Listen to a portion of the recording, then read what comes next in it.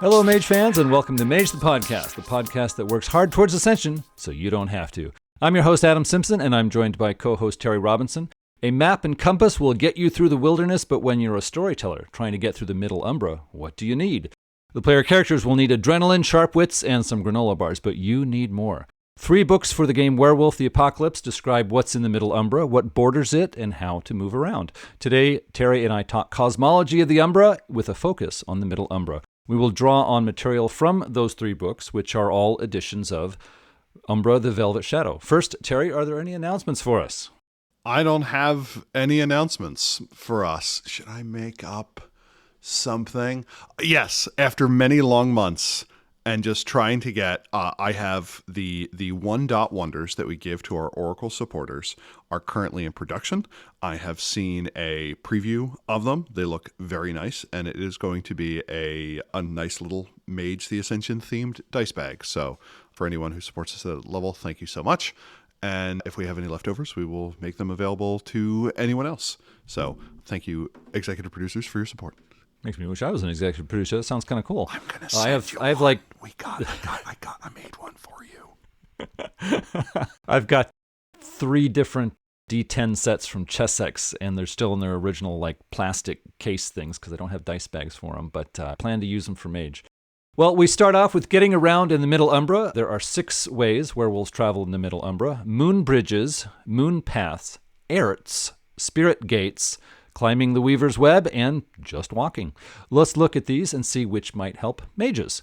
Moon bridges are mentioned often in werewolf books. They are magical silvery roads that rise up into the air. They connect 2 places on Earth, but in between, the road passes through the Middle Umbra. At the highest point, they pass through the Aetherian reaches. Moon bridges usually connect 2 werewolf cairns and are guarded by spirits in addition to werewolves. It is very hard for mages to use moon bridges, and even if they do, they wind up in the middle of a crowd of grumpy werewolves. Mages no doubt see moon bridges when they visit the Aetherian reaches, but I'd say they warn each other to stay off. Moon paths are silvery pathways that connect 2 places in the Middle Umbra.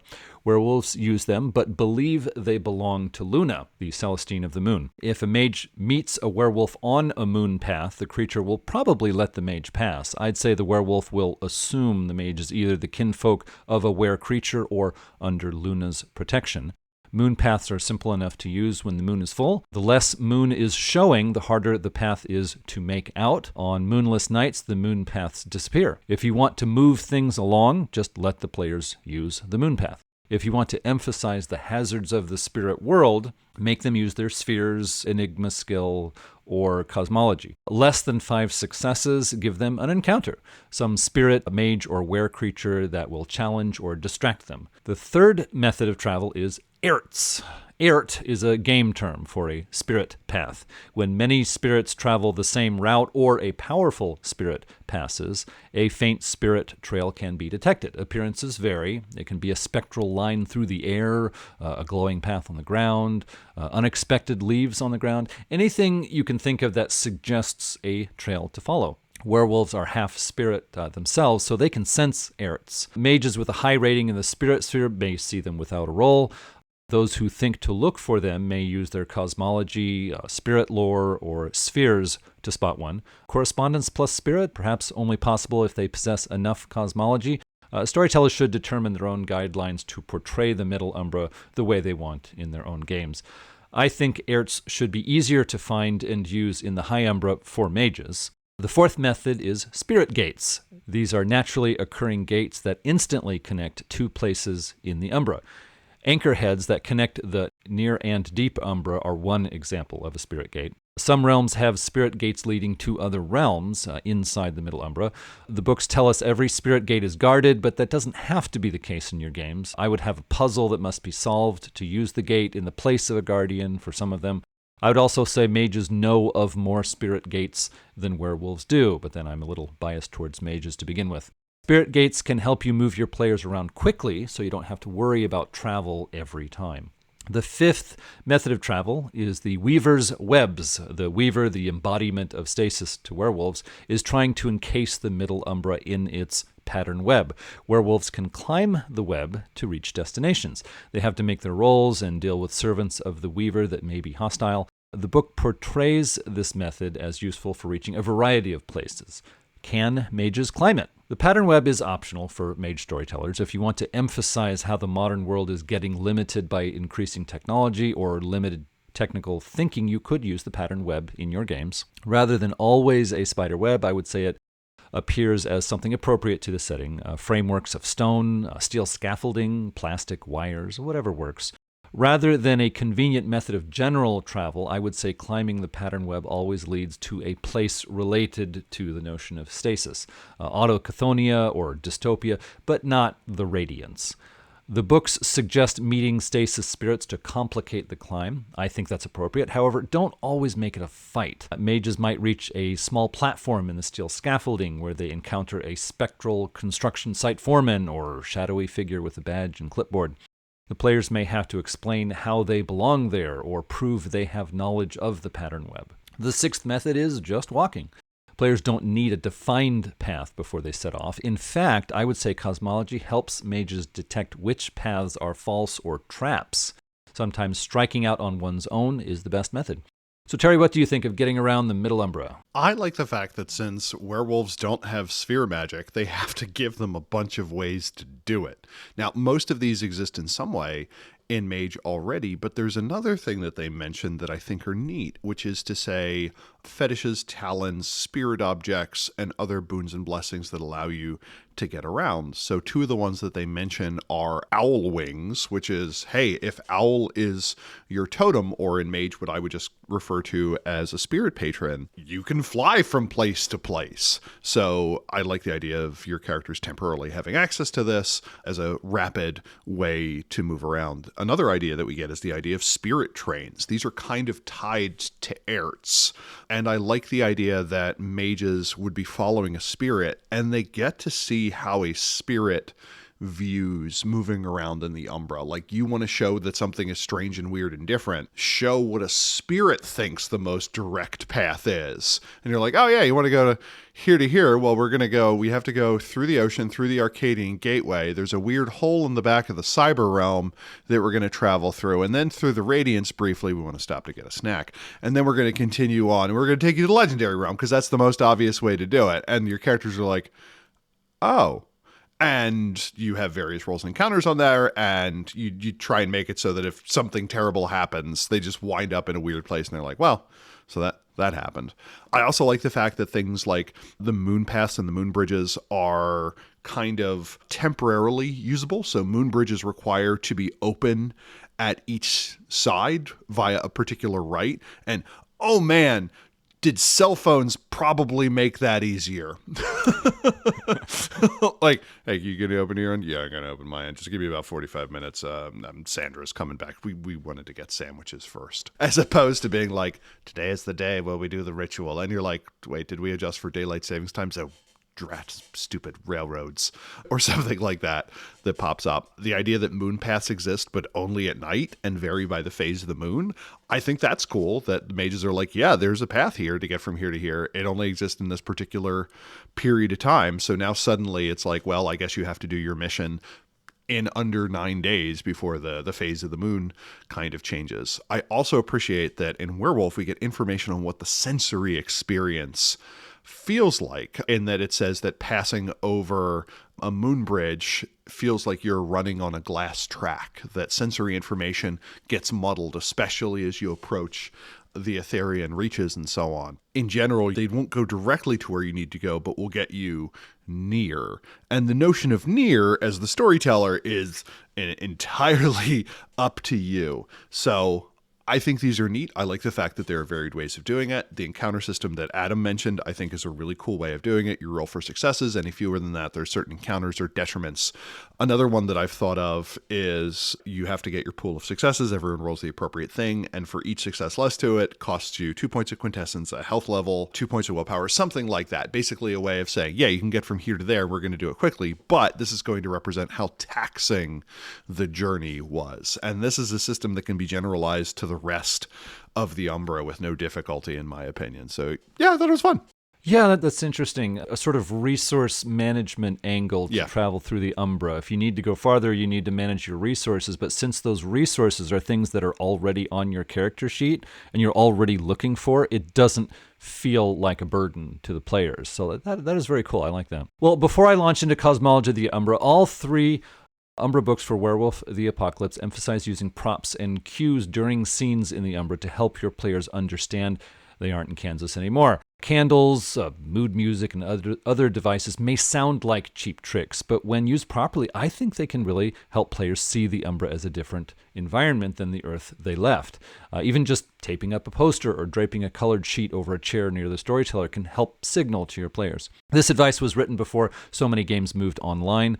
For online games, I can't give you advice because props and cues will depend on the software or sites you're using for your online game. The penumbra is the spiritual reflection of Earth. When characters step sideways, the penumbra will mostly resemble the spot on Earth they left. Two inconsistencies showed up in these books, for me anyways. People don't show up in the penumbra, yet werewolves can see, is it pronounced chimeras? A chimera occurs when a regular human is sleeping and having dreams. If werewolves can't see people, how do they see the chimeras people generate? Possibly a nitpick, but it just came up in my mind as I was reading.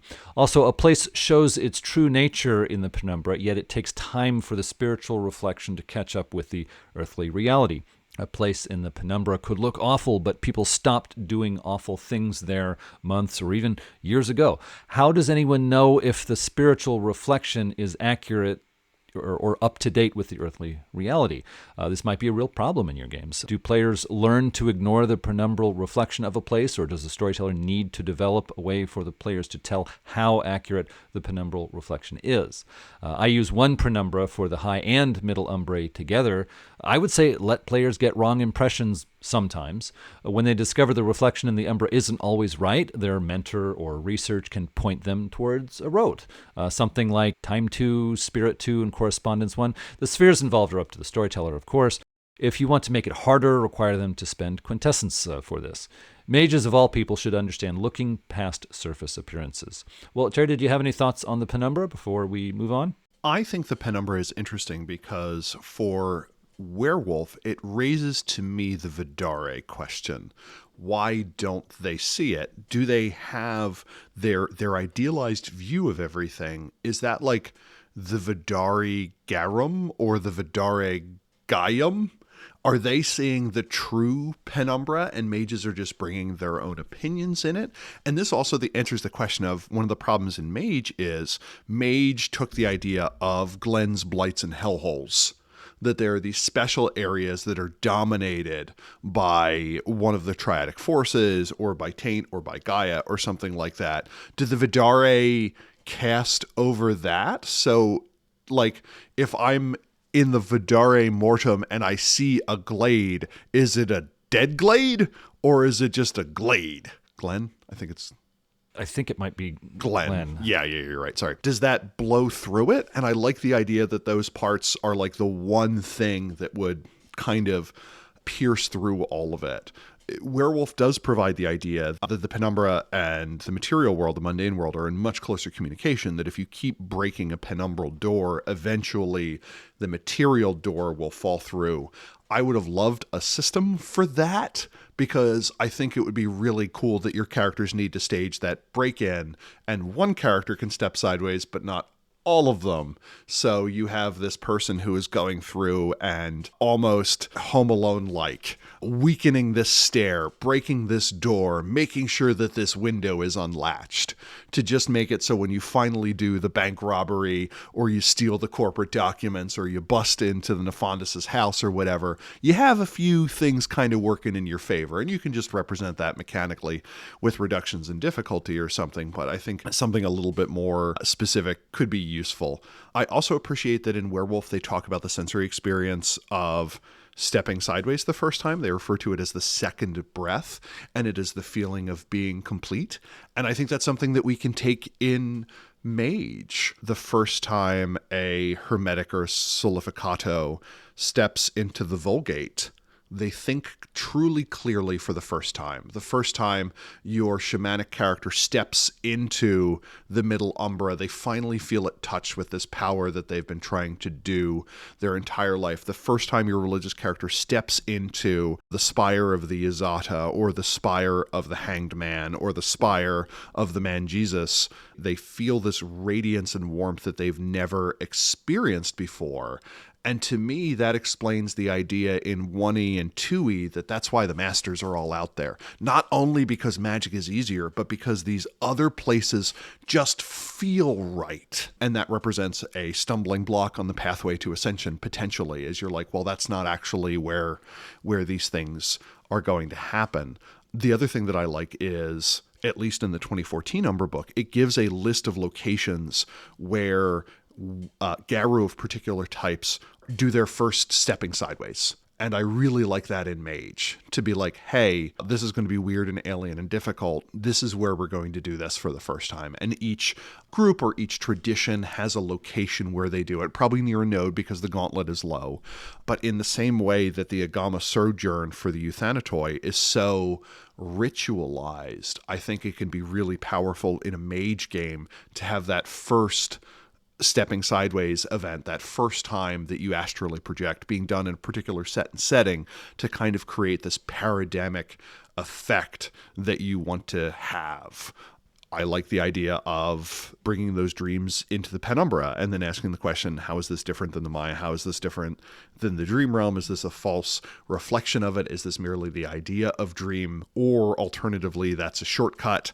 I just like having kind of weird things that people can play with. The web, I like that it allows you to kind of use the Weaver against itself. You have this force of stasis, you have the webs, like, oh, you're trying to keep everything in space. Well, I'm literally using this to move from place to place. I kind of like that. So yeah, the one thing Werewolf does is it gives a bunch more penumbra locations. If you've kind of been saying, okay, the penumbra, I kind of get it, but I just need more examples and more cool stuff that's in there, any of the Umbra books are going to do great. I think the 2014 book probably does the best example of adding those weird other places, like wilding places, the periphery of thought, the edge of darkness. And if we were doing this as a walkthrough, we go into those in more detail, but we have so much book to get through. Yeah, the centerpiece of these 3 books is what werewolves call the near realms. Werewolves talk about 13 near realms, but Malpheus, the dangerous realm of the worm, is also in the Middle Umbra, as well as the tribal homelands. Each werewolf tribe has a tribal homeland realm. Mages don't count the number of realms in the Middle Umbra, but Book of Worlds offers 7. Page 189 of that book tells us the Mythic Worlds is an overlap of the tribal homelands and battleground. Actually, the Mythic Worlds is what werewolves call the legendary realm. I think the Mythic Worlds belong in the High Umbra, but I can see Gaia building a mini Mythic Worlds and putting it in the Middle Umbra for werewolves to more easily reach. I would link the two in my games. The other error is the Wasteland is not really an overlap of Atrocity Realm and Scar. It's just the Atrocity Realm. Book of Worlds tells us the 7 realms they list are the only ones mages should be able to visit. I disagree. I think Erebus, the realm of werewolf purgatory, Wolfholm, the realm of werewolf attitude adjustment, and the tribal homelands should be invisible to mages. The others should be findable. I want to offer my thoughts on the remaining realms. It's a lot to cover, but I don't know when I'll revisit this material. As I said before, the first 2 Umbra Velvet Shadow books give you more detail about these realms than Book of Worlds, so they are worth your time. What mages call the chasm, werewolves call the abyss. Think of an immense canyon that isn't beautiful, it's terrifying. It seems to be sucking the life out of the whole Umbra as you stand there watching it. This is a realm that draws people in so mages can end up there accidentally. Werewolves know of 3 paths down into the canyon. Mages know of 5. All write-ups of this realm leave the reader wondering, what is its real nature? Is it Gaia's fear of death? This would naturally link with people's fear of death. Is it obsessing over things that are lost? Is it a shadow cast by the Shenti of entropy? The nature of the realm matters because that knowledge helps players escape. It's not a place you want to hang around for very long. If it's a fear of death, players who make their willpower saves may have no obstacles finding their way out. Seeing that Mother Earth fears death makes the idea of Gaia as a person seem a little more believable.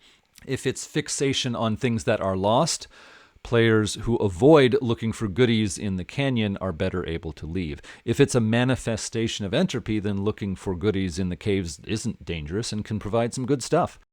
Nightmaster is mentioned very vaguely in Book of Worlds. He's a shadowy figure who may attack visitors to the chasm. The Umbra books make it clear it's a werewolf who went bad. There are stats that you can use. The 2001 book on page 137 has stones called Heart of Midnight or Hearts of Midnight.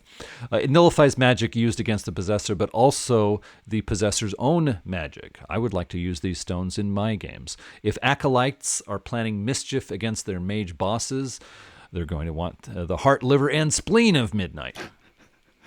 The Aetherian Reaches is a realm that, in a way, is the sky above the Middle Umbra, at least in places. The Stargazer tribe of werewolves have an orrery there. Think of an observatory, but instead of astronomers, you have wolfmen who like to meditate. The first two Umbra books make this place sound interesting to me. There is an immense physical model of the universe that moves to stay in sync with the actual universe. It is built from the perspective of someone looking at the universe from the Middle Umbra. Page 31 of the first Umbra book describes the model as like walking through an M.C. Escher drawing. There are some rolls you can make to keep your balance and keep moving through it. Page 43 of the second Umbra book tells us significant celestial bodies in the model are as large as a living room, and mages can sit inside and view the model from a unique point. This will give insights you can use to push your story forward or justify a player spending experience points on cosmology skill. The orrery is on the lowest level of this realm, where the clouds form a kind of landscape. Spirits of birds, other flying creatures, air and storm elementals make homes here. Mages can visit them for help. I would have no problem placing Aelida, Lady of Feathers, here. She's an Umbra mentioned in several mage books associated with air and birds.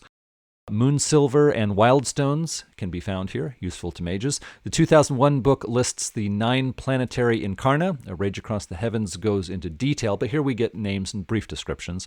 Whether or not they are manifestations of human beliefs of the celestial bodies that live in the near Umbra, or actual spirits who live in the deep Umbra and have great power, is up to storytellers. If they're in the near Umbra, technomages are right to ignore them. They can only share cultural beliefs from Earth. If they maintain fortresses in the deep Umbra, the dream speakers are right, and they can provide much knowledge and assistance to those who start the journey in the Aetherian Reaches and reach them. High Brazil is a realm called Arcadia Gateway by the Werewolves. It is a realm of fickle fairies, and the write-ups in these 3 books shift around to prove it. In 1993, it was a realm created by the Fae in the Middle Umbra to guard the door to Arcadia. We can assume Arcadia is the part of the Dream Zone where the Fae have established themselves. Fairies lived in High Brazil. In 2001, the realm formed from humans encountering and talking about the Fae. As a result, the residents are spirits that look like fairies but are not actually fairies. But why is it in the Middle Umbra when it ought to be in the High Umbra? I think that's a question we're not supposed to ask.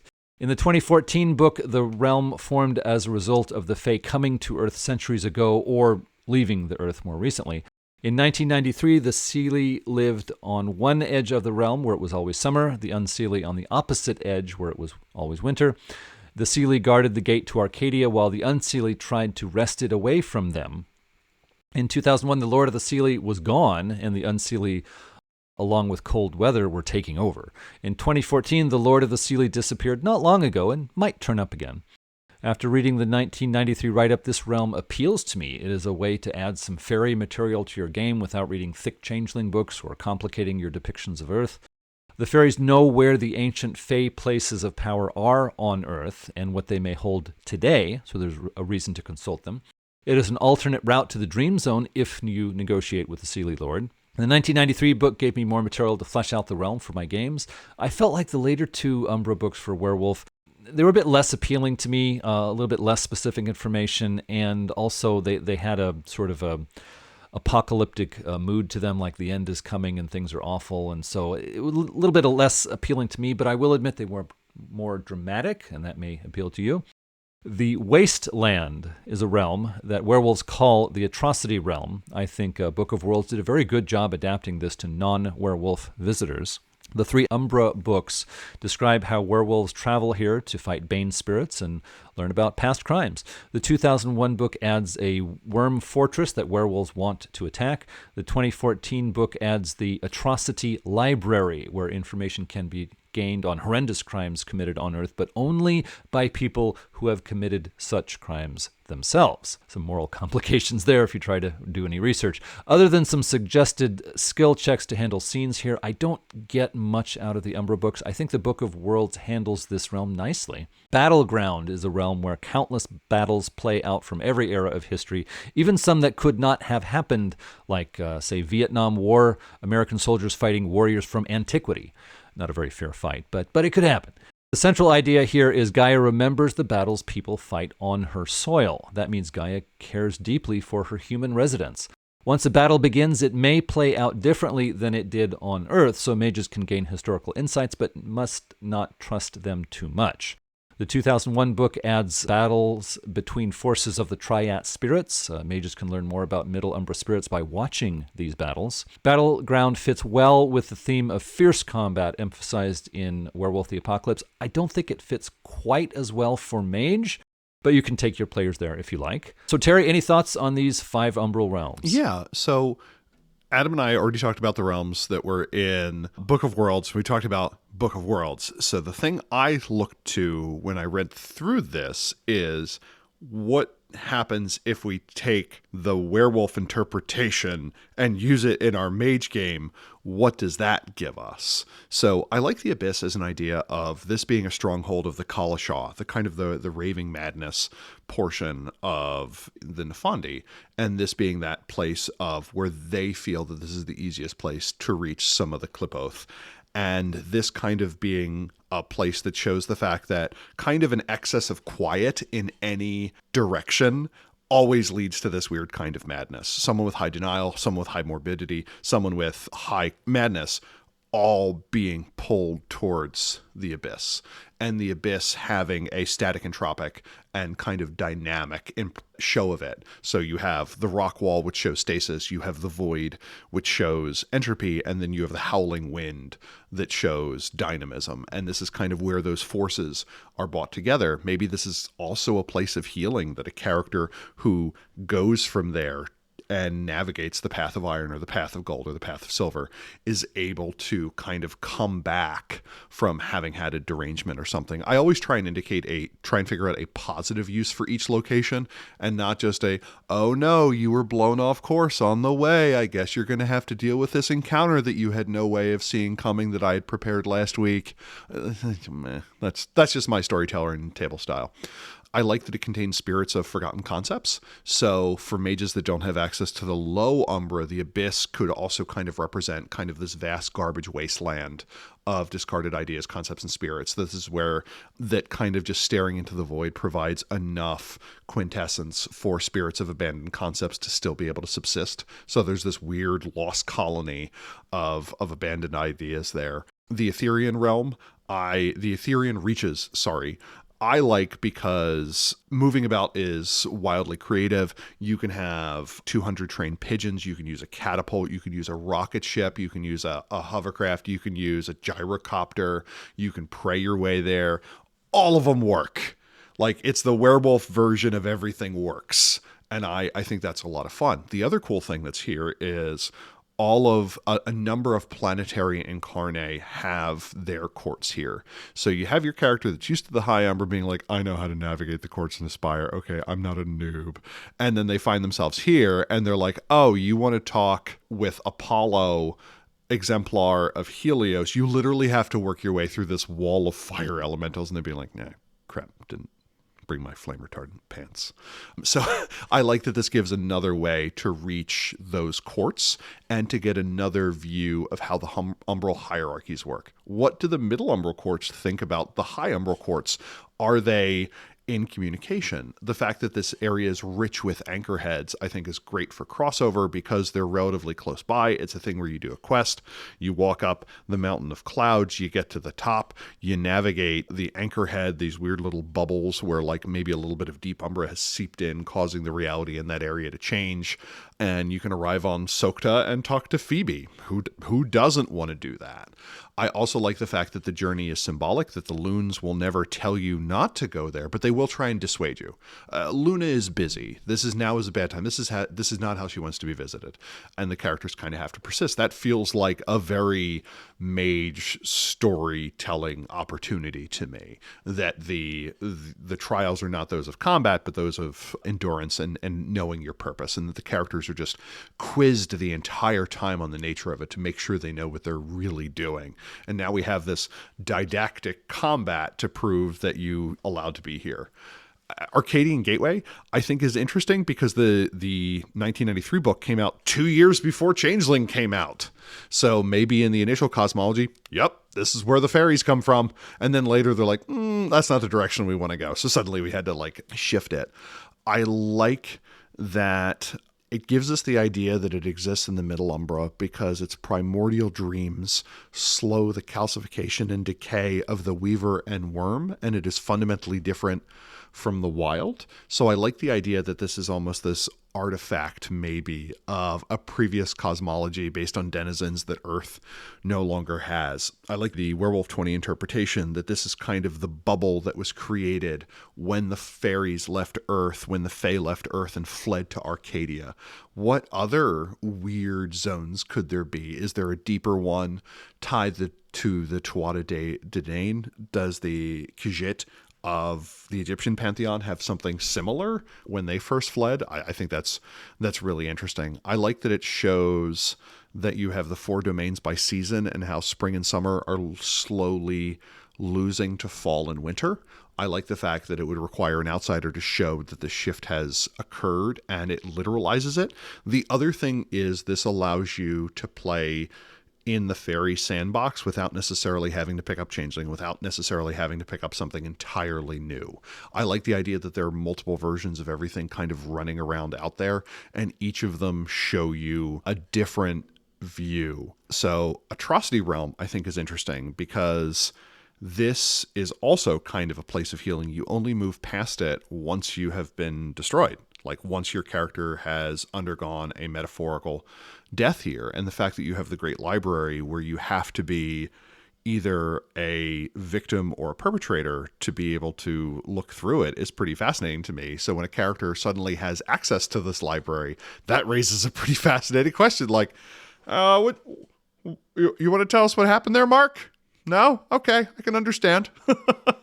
So, and the way this looks, like in previous edition, you have the Great Wall, which holds the master roles of it. I also like the fact that they give you the idea that the librarians that hold the archives are of those who actually died rather than metaphorically died.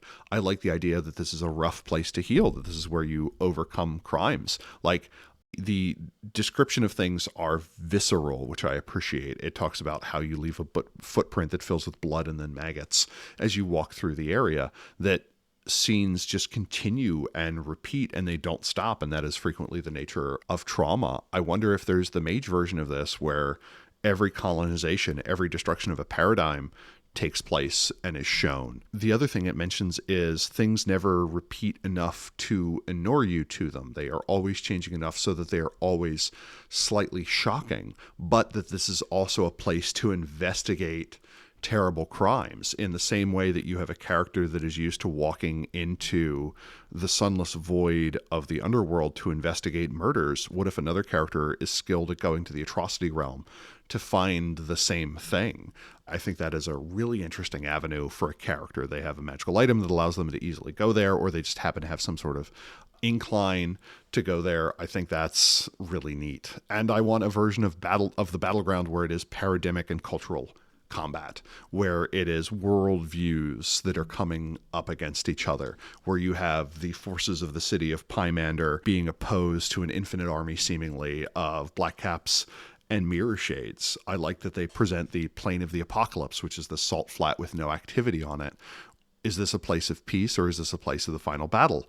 And I think those are interesting. And like, what does it mean for a character to collect a handful of soil from the plane of apocalypse? Is that the most potent doom resonance that you've ever seen? What happens to a plant that grows in it? Weird places, interesting stuff. I like it. What are the rest of the realms, Adam? Well, Dystopia is called the Cyber Realm by Werewolves. This place is fascinating. It is a realm that manifests a cyberpunk future where a massive city gives opulence to a privileged few who dwell at the top of skyscrapers, comfort to those who dwell in the middle of those towers, misery to those at street level, and a nightmare to those underground. There are probably a number of realms like it in the High Umbra, so can we justify this one in the Middle Umbra? I say yes. Dystopia is Gaia's reaction to cities in the digital age. It has solid links to Earth that the High Umbra realms lack. Also, it is more stable and easier to reach than the High Umbra realms. Its link to the digital web makes it easier to work into your games. Its stability is probably what attracted the technocracy to set up shop there. The 3 Umbra books never mention the technocracy in Dystopia, which is a little disappointing to me, but then I am a Mage fan. The more detailed information on this realm in the first 2 Umbra books makes it easier for me to use it in my games. The cities of Earth either have links to this realm or create them occasionally. To better understand a city's spirit, a trip to Dystopia might help. A story about how the technocracy starts a chain reaction they don't understand that affects Earth cities would let you take your players to all levels of Dystopia. The stasis spirits underground spinning out monstrosities sounds too good to ignore. Another difference with High Umbral realms is Dystopia isn't about what people think. It is a place where the spirits of nature and the land try to understand and work out an arrangement with mankind's cities. Mages who visit can see how spirits of stone make peace with paved city blocks, or how spirits of the air adapt to pollution in the spaces between tall buildings. These spirits should not be obvious at first, but mages will notice them after a while. The werewolves think Dystopia is a realm connected to the Shenty of Stasis. If that's true, mages can travel through it to the Deep Umbra.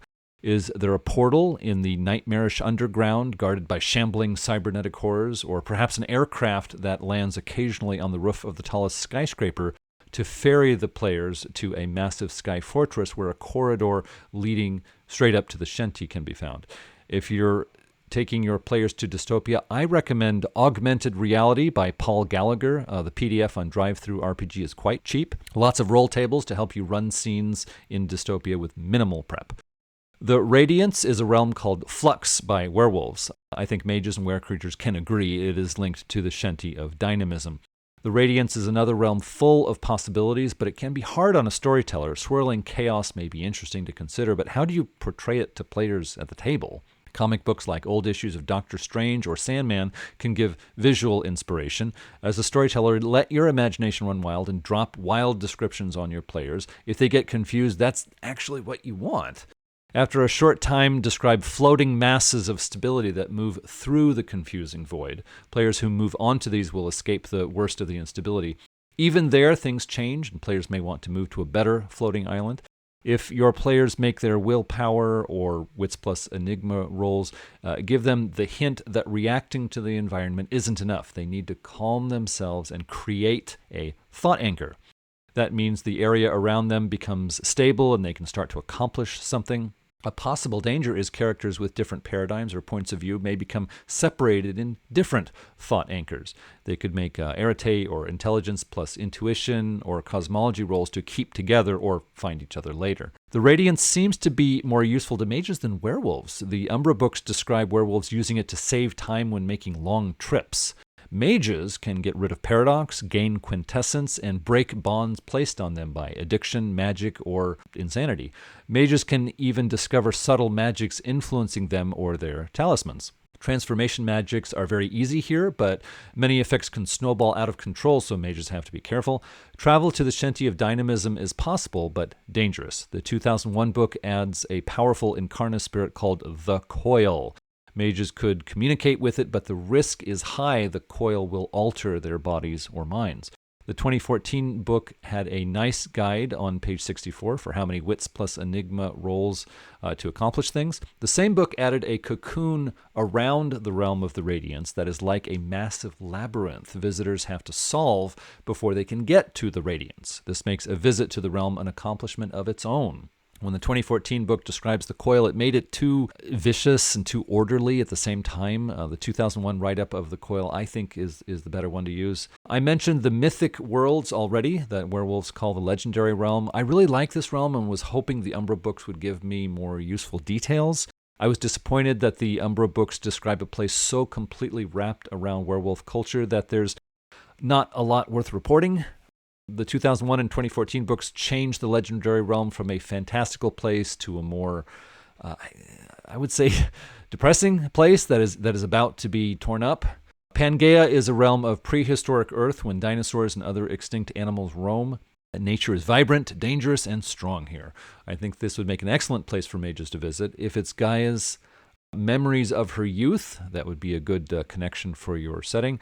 Several eras of prehistory are merged together. Woolly mammoths are found near dinosaurs, for example. Mage fans will say, we've already got Hollow Earth. Who needs Pangaea? But I would disagree. I see Hollow Earth as a massive underground kingdom that includes many notions from early 20th century pulp fiction. Pangaea is a realm of dominant natural forces, no elements of human society later than Stone Age, and more accurate examples of Earth's past eras. Mages can find living samples of extinct plants and animals, another reason mage knowledge is superior to sleeper knowledge. You can take your players on epic wilderness survival stories here where they won't be rescued by anyone. The 2001 book added the Elder Serpent, which is a kind of massive dinosaur or dragon that seeks natural balance. Mages can learn about the Earth's past or the nature of the Middle Umbra from this creature. The Scar is an oppressive realm of darkened skies, industrial pollution, and overworked, abused laborers. Factories, rundown offices, and dirty tenements stretch out endlessly. It fits with the environmentalist themes in every edition of Werewolf, but I feel it doesn't fit quite so well with Mage. Werewolves go there to fight pollution so that specific places on Earth will be easier to clean up. You might take your players there to teach lessons about the dangers of industrialization, but I'm not planning to use it in my games. There are some rules in the 1993 book about getting trapped and breaking out you could repurpose for a prison realm somewhere in the Umbra. The last near realm is Summer Country. The Umbra books state this realm is only for were creatures, but again, I disagree. This realm is Gaia's notion of peace and balance, a dream of paradise. Here, mages can see how Gaia wanted plants and animals to turn out. Animals, people, and werewolves live here, but they are peaceful and welcoming. The books focus on this being a place you take your players only once, and it's a very emotional experience. I would tone down the emotion and use it as many times as I want. There are several beautiful spots to visit that I would enjoy showing my players. The books state those who visit forget everything when they leave, but I would change that. I would use it as a place to rest and recuperate during a difficult journey through the Middle Umbra. The danger should be getting too comfortable. Humans are not only creatures of nature, but also mind and will. Settling into comfort and inactivity should present the danger of discovering much time has been lost. Mages will forget what they were doing or other important things. Leaving the realm is the only way to restore the lost memories. So, Terry, what are your thoughts on these last of the 6 near realms? Dystopia is, and the cyber realm is kind of interesting. I like the way you brought up the fact that this is Gaia dealing with cities. It's modernity. It's how do we see these places run into it. The description in the 2014 book is like, this is the place of the feeling of future shock, of being displaced. And I think mages are going to have an interesting relationship with that, especially because they're frequently embodying ideas, paradigms, and worldviews that are notionally being bypassed.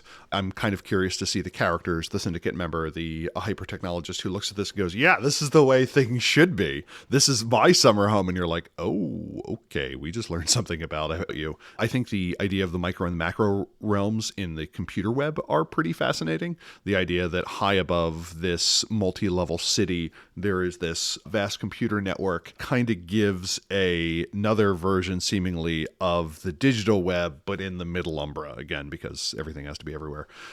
We have the flux. Again, I like the idea of the coil and the cocoon to tamp down how OP it is to go to the Radiance if you're a mage. Where it's like, wait, I get all my quintessence back, I can burn off Paradox, and I'm no longer addicted to cigarettes. What?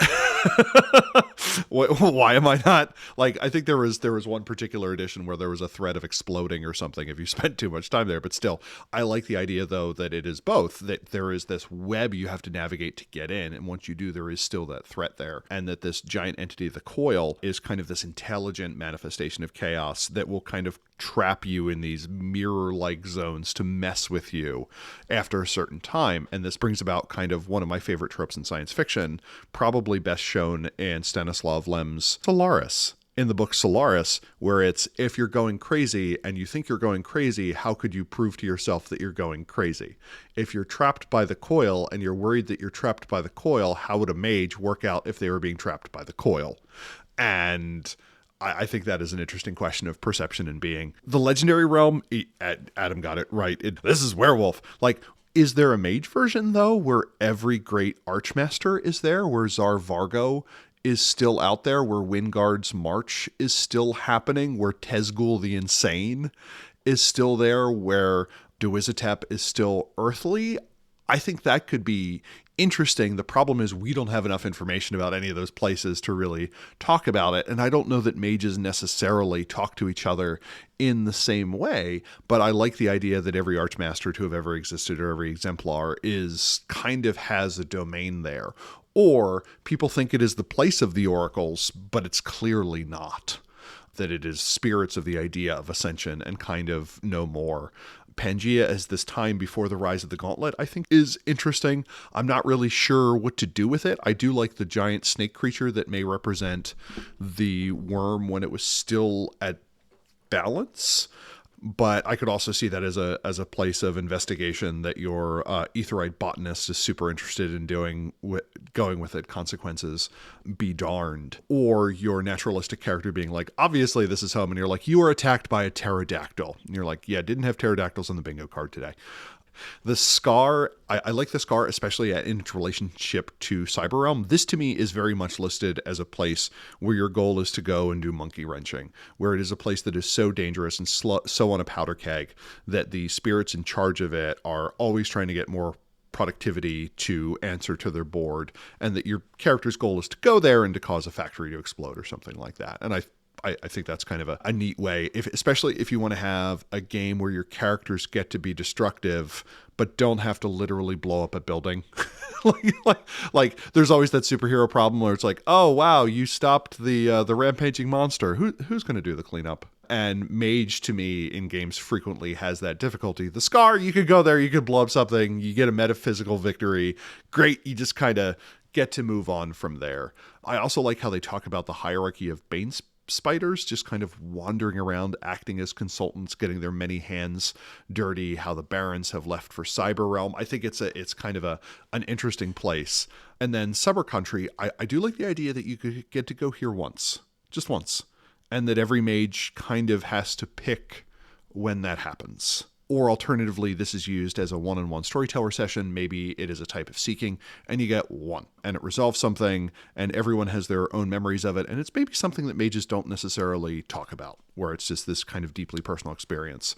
There are some realms that we don't get, that we don't talk about really because they're too mage-specific. I'm curious to see how we could make them more mage-specific, like Erebus. Like, what is the realm of atonement for a mage? Is this a place to work out permanent paradox or a derangement or quiet or hubris? Is this a kind of a place that mages are sent to? And kind of like a combination seeking harrowing, that the realm is used to cast judgment, where it's like, hey, you've done this mage crime. We are not going to judge you, but we are going to send you to Mage Erebus. And the realm will determine what is appropriate for you.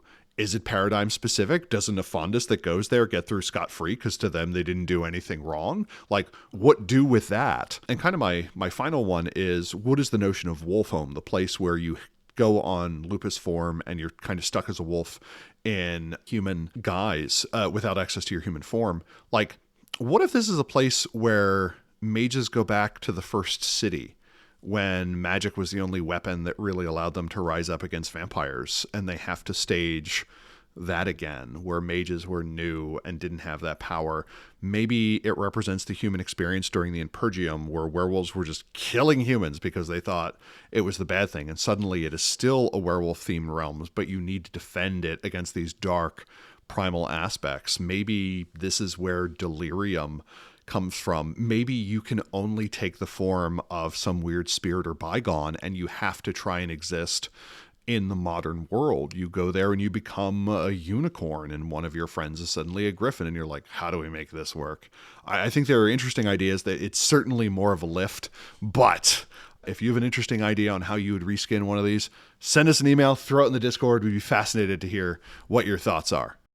Well, zones don't fit neatly into the layers of the near Umbra. They even extend into the deep Umbra. The digital web is a zone. Werewolves don't actually know about it. At least they don't talk about it in the books. Even if they stumble into it, they will probably believe they are still in the cyber realm or that realm's computer web. This would probably give mages an advantage when dealing with those werewolves. The temporal zone is mentioned in passing in the 1993 book. The 2001 book tells us the temporal zone recreates places from Earth's past. It allows your players to effectively time travel without actually traveling in time. The 2014 book and Mage books don't mention the temporal zone.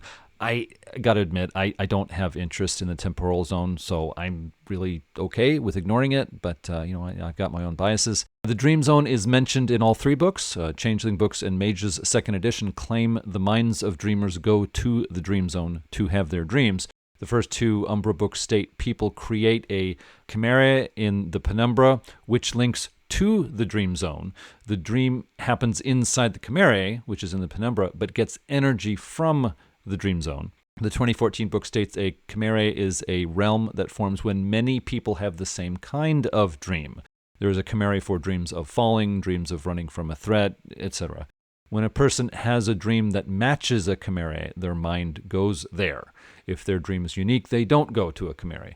World of Darkness books sometimes have inconsistencies. Storytellers have to resolve these for their own games. I would resolve this one by saying werewolves aren't always right. The chimera is a portal to the dream zone where the dream is happening. I think werewolves visiting their own dreamland is fine, but entering the dreams of other people, I gotta say, I think this is venturing too far away from the themes of Werewolf the Apocalypse. Also, they mention other spirits and things going on in the dreams, but give so little information that I wonder what they were trying to accomplish with that.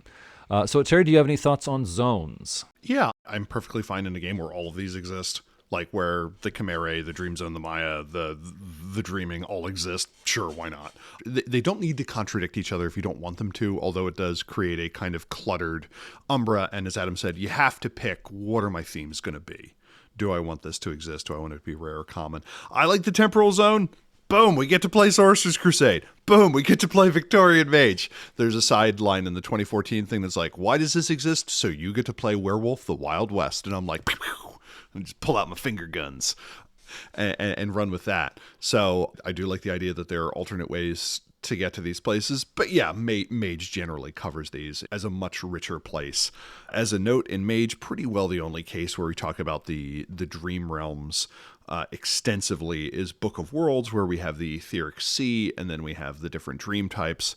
The thing that I wish it gave us more is we don't get a lot of information on why we would want to use these, in my opinion. Werewolf is usually pretty good at saying, hey, these are places and this is why you would want to go to them. Not a lot of information on what would necessarily draw people there. Wish there were a little bit more on that, but kind of my only criticism on those. Well, subrealms are something I don't remember reading of in Mage books. These three Umbra books define a subrealm as a realm that is a kind of shadow cast on the near Umbra by a zone or large realm in the deep Umbra. The Shenty of stasis, entropy, and dynamism create subrealms. The books don't say it, but the computer web of the cyber realm may be a subrealm of the digital web. They don't get detailed examples of subrealms, but the idea fascinates me. A subrealm could link to the zone or realm it depends on. Clever mages could use them for easier travel to distant places. Those who know what the subrealm is linked to will have an advantage while there. Putting mysterious realms in your games that turn out to be subrealms will reward players that have dots in cosmology or take the time to solve the mystery.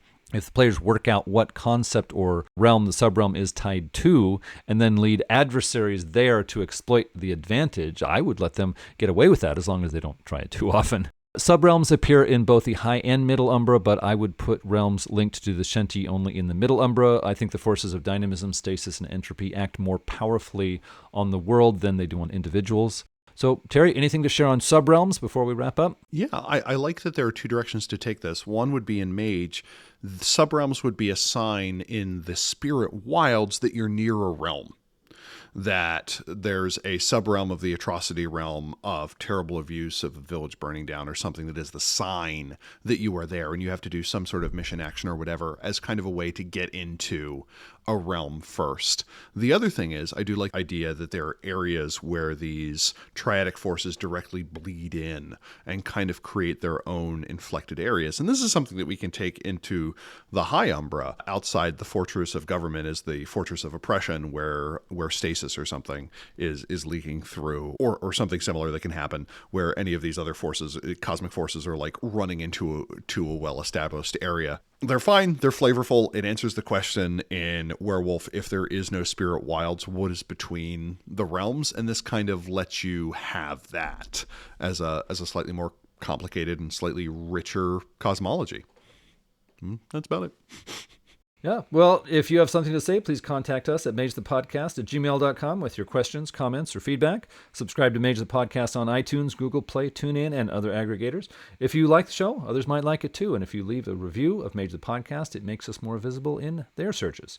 You can follow us on Twitter at Mage the Podcast. We're also on the web at magethepodcast.com. You can listen to past episodes there and see the complete show notes. We have a YouTube channel now where you can find our episodes. There's a link in the show notes, but you can just search for Mage the Podcast on YouTube and you'll probably find us. We're also on Mastodon. The link is in the show notes. This episode was assisted greatly by our executive producers. Terry, can you share the names of our executive producers? I was thinking at first that we would cheat and we would use our outro twice, but the thing that makes an episode is the fact that one of us reads this whole damn list. So you're right. We have to go through it, and I will. If they're going to give us $500 a month, we're reading their names twice. I would like to say thank you to our executive producers, who include Oracle Ben Bendelow, Oracle Buck Gregory, Oracle Christopher Phillips, Oracle Guy Stewart, Oracle Jay Widener, Oracle Josh Hillerup, Oracle McHale, Oracle Pukaji, Oracle Sean Gallagher, Oracle the Crew of Erebus, Oracle St. UX Player, Oracle Sorcerer Sanguine, as well as Archmaster Andrew Edelstein, Archmaster Brad the Blue, Archmaster Dan Svensson, Archmaster Derek Semsek, Archmaster Leroy Bryce, Archmaster Michael Parker, Archmaster Morgan Aran, Archmaster Nathan Weaver, Archmaster Wolf Larison, Alex, Alexia, Ambiversion, Andrews S., Anon, Badurfi, Berto, Blaze Hibbert, Blake Ryan, Brandon, Bryce Perry, Bubba the Pale One, Chris Blake, Sinshodas, Daniel Cuppin, Daniel Scribner, Darren Hennessy, David Roy, Dennis Osborne, Eli Levenger, Eric Schwenk, Fragorock, George Lara, Friedrich Owl, Henry Kraft, Ia Bull, Jason Kennedy, Jason Vines, Jason W. Briggs, Jake Gatsby, Jeff Bren, Jenna F., Jervis Johnson, John Magnuson, Joel Andes, Laws and Stuff, Joshua Heath, Kathleen Halperin, Chris Kinner, Lizzie Weatherstone, Manel Canos, Matthew Prohl, Michael Creedle, Nibero, Neil Patterson, Nikita Klaymanov, Oliver Schindler, Patrick McNamara, Patrick Mulder, Rachel Grace, Ricardo, Richard Bat Brewster, Robart the Robot, Ruben Joseph, Ryan Stray, Rob H., Ryan Kendi, Samuel Tobin, Sev Nessus, Starfish, Stephen Carton, Thrice Great, Vincent Hamilton, Walter, William Conley, and William Martin. Thank you so much for your support. If you would like to become an executive producer for Mage the Podcast, it would help keep us producing episodes. You would also become a part of our own council to discuss upcoming projects. The links in the show notes will get you started. Well, thanks everyone for listening. Until next time, truth until paradox, baby. And if you're going to make a change to the Umbra, just do it. We're not going to stop you. There's so much. It just keeps going. Bye.